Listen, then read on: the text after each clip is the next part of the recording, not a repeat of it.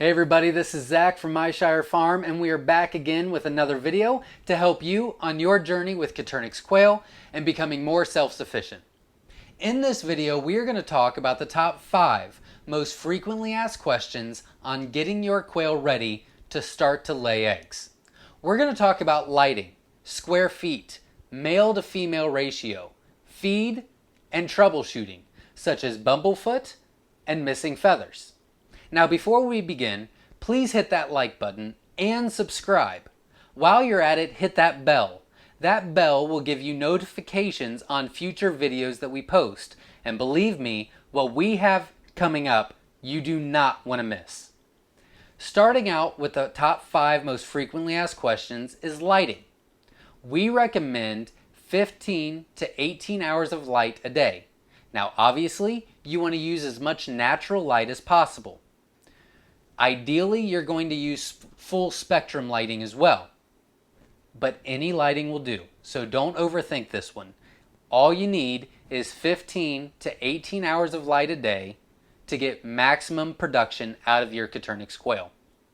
The second one is square feet.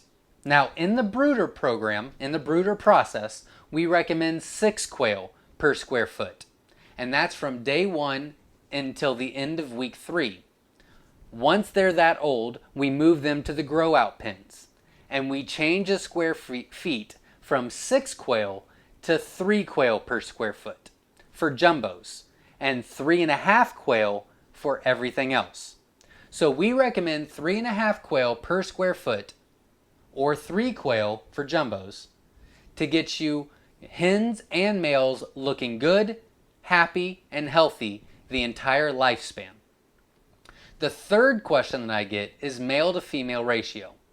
We recommend 5 hens to every 1 male.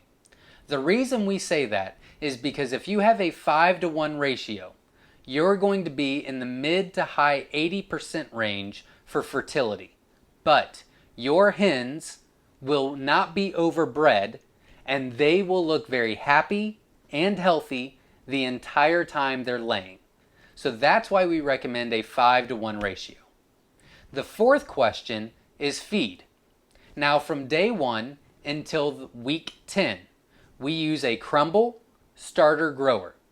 We recommend that you use between a 25 to 30% protein and a 1.5% calcium.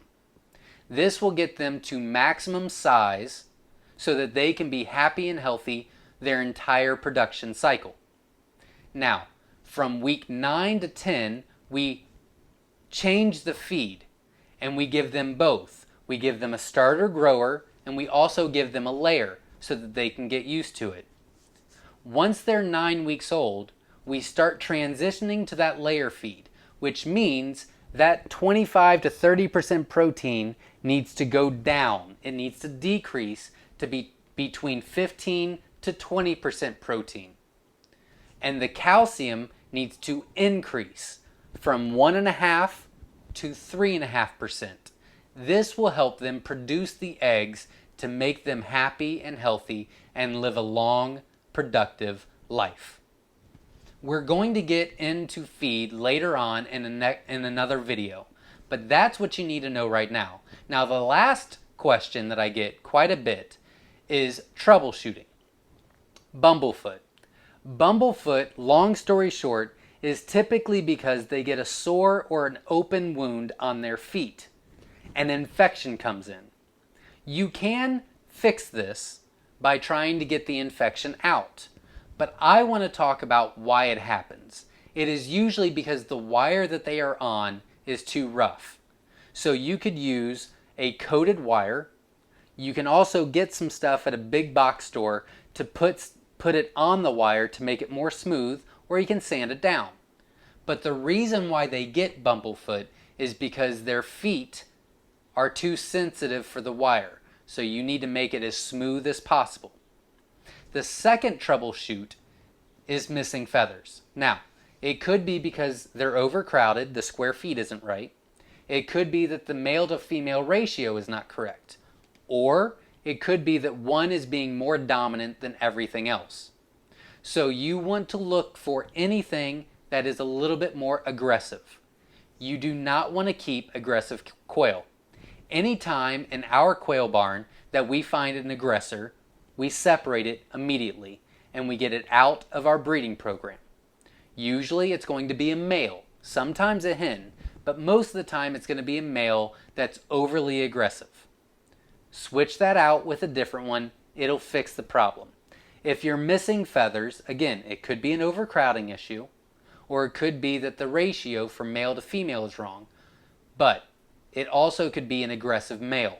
Make sure that the males that you put in there are calm and easy, and we breed for that. I hope that helps. Please check out our website at Myshire Farm, and remember, every Sunday at 7 p.m. Eastern Standard Time, I go live right here on our YouTube channel for a Q&A. So you can jump on and comment any question that I have not answered, and I will be happy to help you further your knowledge with Coturnix quail. Thank you for watching. Hit the like button, hit the subscribe button, and we'll see you next time. Thanks, everybody.